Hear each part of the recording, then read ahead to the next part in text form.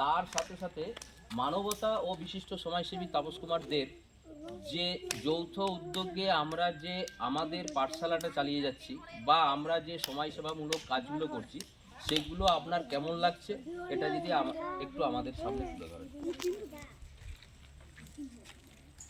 আমি এই স্কুলের বাগিশবান শিশু শিক্ষা কেন্দ্রের সহায়িকা। বর্তমানে আমার কেন্দ্রে 22টি ছাত্রছাত্রী পঠন পাঠন করে, একদম প্রাক প্রাথমিক থেকে চতুর্থ শ্রেণী পর্যন্ত। আমি একা একজন সহায়িকা। এই 22টি ছেলে মেয়ের দেখভাল করা, মিড ডে মিল সব চালানোর পক্ষে আমার পক্ষে সম্ভব হচ্ছে না।